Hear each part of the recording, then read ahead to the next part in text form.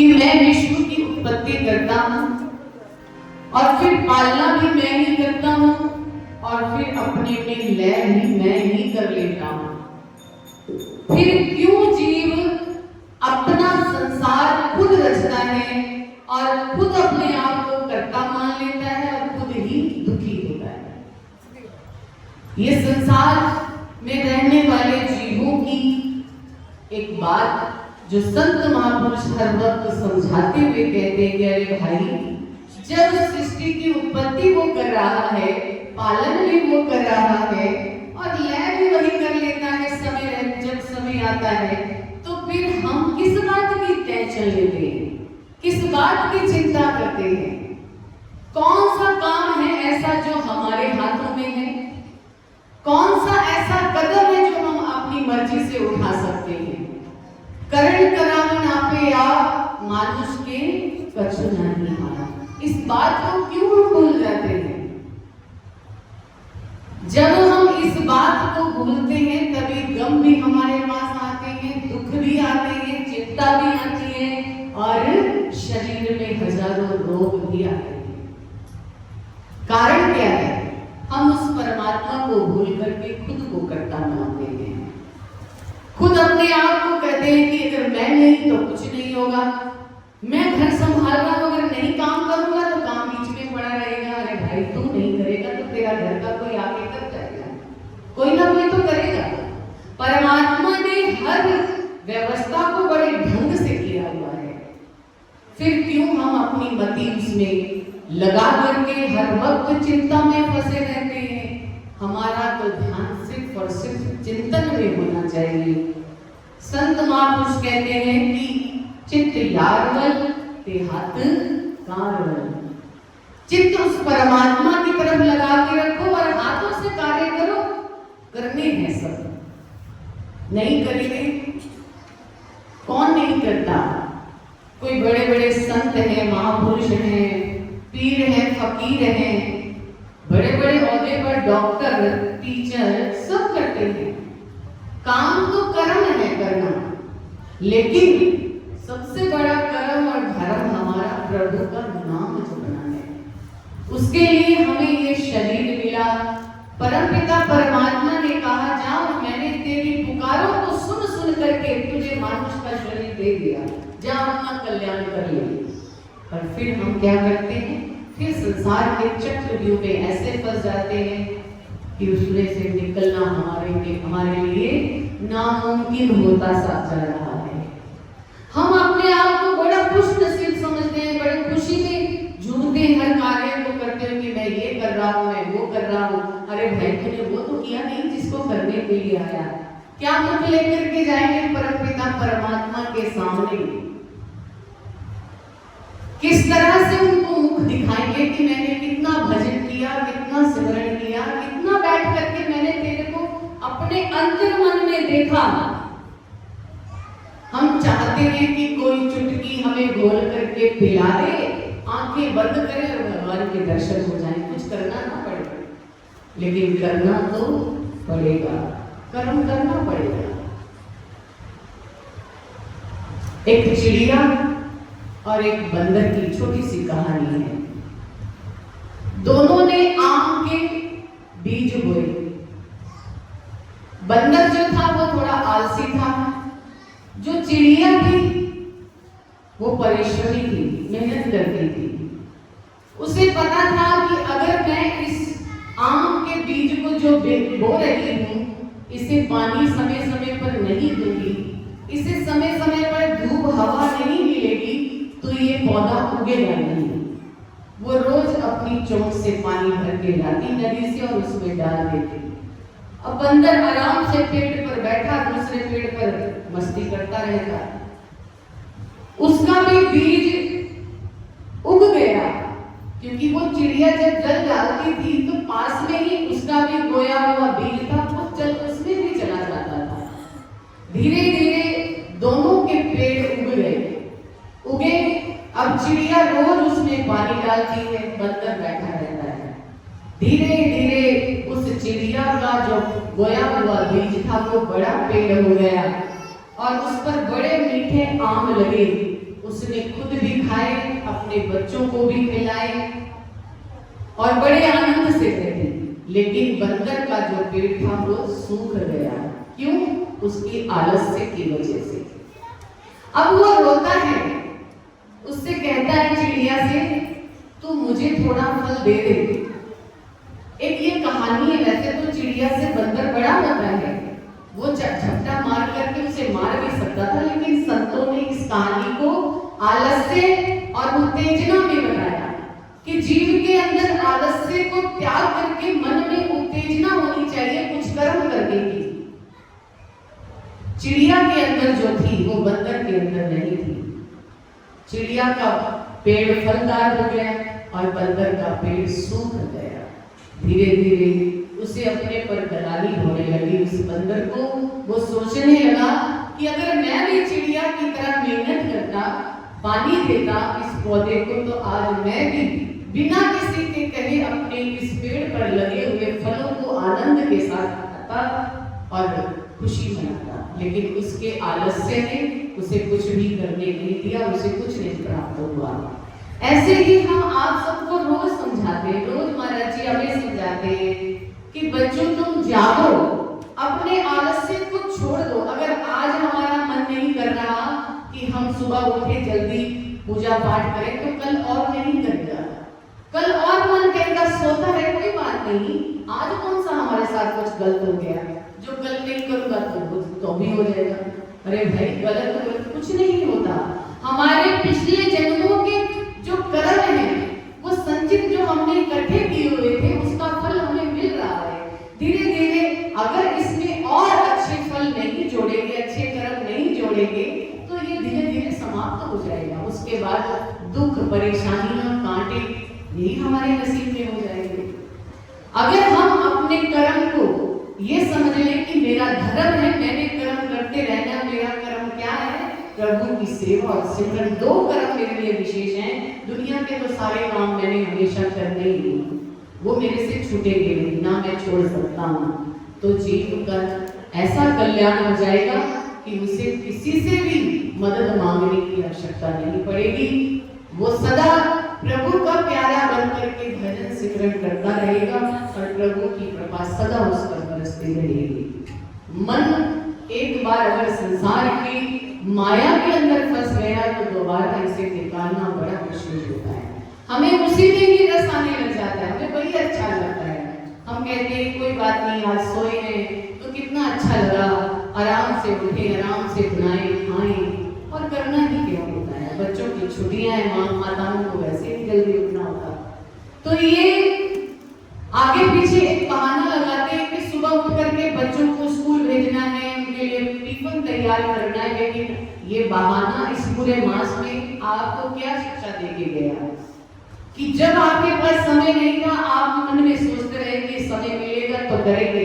पूरा मास आपके पास नहीं है, आप आराम से उठते हो, समय आपका बर्बाद होता है, फिर कहते हो कि मुझसे कुछ होता नहीं है। कैसे होगा जब कर्म पर आपने अपनी दृष्टि ही नहीं डाली और कर्म को सर्व कर्म नहीं समझा कि मेरा ये कर्म आज मुझे प्रभु के चरणों में बैठने का सौभाग्य प्रदान कर सकता था। तो फिर आप वो कहते हैं गाना, जब चिड़िया चुग गई खेत फिर पछताए होते गया, है ना। इंसान सोचता है कि दाना डाला है, मैं रोज ध्यान रखूंगा, सोचता ही रहा, ध्यान नहीं रखा उसने। चिड़िया आई, दाना चुग गई, फिर खाली हो गया और फिर पछता रहा है, चिड़िया को उड़ाना था, भूल ही गया, कर नहीं पाया, फिर पछताए हो गया जब चिड़िया चुग गई। प्रभु की कृपा बहुत है हम सब पर, उन्होंने हम पर इतनी कृपा की हुई है, हमारे जीवन में कोई कमी नहीं छोड़ी। कल एक था, आज 100 है हमारे पास। कल हमारे पास साइकिल भी नहीं थी, लेकिन आज हमारे पास गाड़ियां हैं, व्हीकल है, सब कुछ है। लेकिन फिर भी उसकी कृपा को नहीं समझ पा रहे और भजन में पीछे पीछे पीछे होते जा रहे हैं। एक भजन ही हमारा सच्चा खजाना है, उसको ना प्राप्त किया तो संसार में आकर के कुछ भी नहीं पाया। उसे मत छोड़ो, नियम बनाओ, सुबह नहीं है थोड़ा लेट बना लो, अगर सुबह दोपहर को नहीं नियम बना है, शाम का बना लो, थोड़ी देर जरूर बैठो। नियम में इतनी ताकत होती है कि भगवान स्वयं दर्शन देने के लिए प्रकट हो जाते हैं कि ये भक्त तूफान अंधेरी में मेरा सिमरन करने से पीछे नहीं हटा, तो मुझे भी इसकी रक्षा, इसकी सहायता, इसको दर्शन देने के लिए अवश्य जाना है। कहते हैं कि एक बार एक व्यक्ति संतों के पास गया, नास्तिक था थोड़ा सा, ऐसे ही संत मिल गए उनको, तो बोला बाबा मैं जीवन में ऐसा क्या करूं कि मुझे धन मिल जाए। हमेशा लालसा तो धन की ही होती है, मुझे ऐसा कुछ मिल जाए जिससे मेरे जीवन में कोई कमी ना रहे। तो संतों ने कह दिया नियम बना लो। बोले कैसा? संतों ने कहा थोड़ी देर शाम को या सुबह जैसा भी समय मिले भजन करो, और एक ही नियम बनाना, अगर भजन सिमरन पे बैठे हो तो भजन सिमरन करो, या दर्शन करने गए हो तो दर्शन करो, या फिर सेवा कर रहे हो तो सेवा करो। एक नियम आपका दृढ़ता के साथ परिपक्व होना चाहिए। वो व्यक्ति सोचने लगा भजन सिमरन सेवा और ये तो मेरी बुद्धि में बैठ नहीं रहा, अगर मैं अपने पड़ोसी को देखने का नियम बना लूं तो वो ठीक रहेगा। संतों ने सोचा चलो, आलस में रहता है, आलसी है, थोड़ा मंदबुद्धि जैसा है, इसको जो बात समझ में आती इसको वही करने देते हैं। अब उसने नियम बना लिया, सुबह उठते ही पहले अपने पड़ोसी को देखता था। उसका पड़ोसी जो था वो कुम्हार था। रोज उठता, अपनी खिड़की खोलता कमरे की, और सामने कुम्हार को चक्की पर माटी रखे हुए घड़े बनाते हुए देखता था। रोज देखता रहा, ऐसे करते करते एक दिन जब उठा, सामने अपने कमरे की खिड़की खोल करके देखा तो कुम्हार नहीं बैठा दिखाई दिया। आंखों को बंद किए हुए हैं और आवाज लगा रहा है घर में कि आज कुम्हार कहाँ चले गए। पत्नी ने बताया कि आज वो माटी लेने खेत में गए हैं। आंखों के ऊपर हाथ रखा हुआ है कि किसी और को ना देखूं, चल पड़ा खेत की तरफ। चलते चलते जब उसके नजदीक पहुंचने लगा, आगे से कुम्हार ने जब मिट्टी खोदी, मिट्टी खोदते खोदते उसे क्या मिला? 2 घड़े ऐसे मिले जो सोने की अशक्तियों के भरे हुए थे। उसने सोचा कि अभी मैं निकाल करके ले जाऊंगा तो लोग मुझे पूछेंगे कि तूने कहां से लिया, और मुझे अगर मैंने बता दिया कि माटी में से मिले हैं तो वो मुझसे ले लेंगे या राजा को सूचना दे देंगे, राजा मुझे पकड़ करके जेल खाने में डाल देगा। इस डर से उसने सोचा एक घड़े को शाम को उठा करके ले जाऊंगा, दूसरा घड़ा दूसरी शाम को ले जाऊंगा। ये सोच करके वो उस पर मिट्टी डालने लगा। जैसे ही मिट्टी डालने लगा, ऊपर से वो व्यक्ति पहुंच गया और उसने कहा देख लिया, देख लिया, देख लिया। जब कुम्हार ने सुना कि इस व्यक्ति ने तो मेरे खजाने को देख लिया, उसने कहा मुंह पर हाथ रखते हुए कहा धीरे बोलो, धीरे। उस व्यक्ति ने कहा क्या हुआ? मेरा नियम था आपको देखने का, मैंने देख लिया। बोले आपने मुझे देखा, मुझे लगा कि तुमने मेरे खजाने को देख लिया है, इसलिए तुम किसी और से कुछ नहीं कहना। 2 मटके हैं, 2 घड़े हैं, एक तुम ले लो, एक मैं रख लेता हूँ, आज से दोनों की गरीबी खत्म हो जाएगी।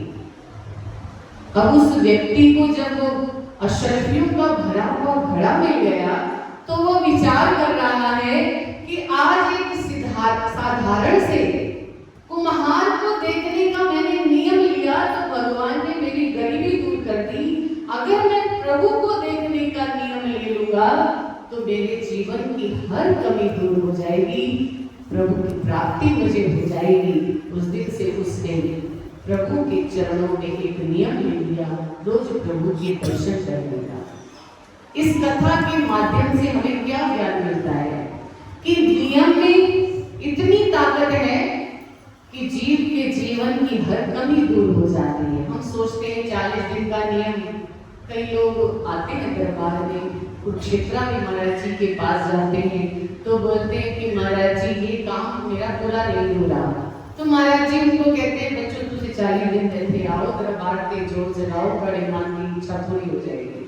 हम भी कई बार ऐसे कह देते हैं यहाँ गुरु की आज्ञा से कि आप लोग गुरुदेव के चरणों में रोज 40 दिन मत्था टेकने आओ, चलिए कर लो, आपका नियम जो बनेगा तो गुरु कृपा करेंगे। लेकिन जीव क्या सोच लेता है कि 40 दिन के अंदर मेरे मन की इच्छा पूरी हो जाए। संतों का गुरुदेव का भाव तो यही रहा कि 40 दिन आने के बाद तुम्हारा मन ही नहीं करेगा कि मैं अब कुटिया में ना जाऊं, मैं अब मंदिर में ना जाऊं। तुम्हारा दिल तड़पेगा, तुम्हारी आत्मा झटपटाएगी कि मैं परमात्मा से जरूर मिलूं। लेकिन जीव की बुद्धि के ऊपर इतना पर्दा है माया का कि वो 40 दिन आकर भी अपने हृदय में वो प्रेम नहीं जगा पाता जो संत जगाने के लिए कहते हैं। इसलिए आप लोग ये सोच करके दरबार में आओ कि हमने उस परम पिता परमात्मा से मिलना है, ना कि अपनी इच्छा पूर्ति करवाना है।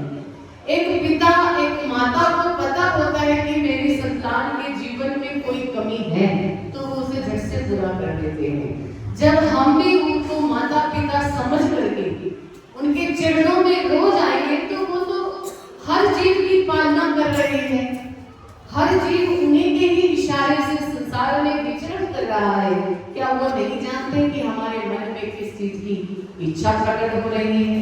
क्या वो नहीं जानते कि हमें किस चीज की जरूरत है?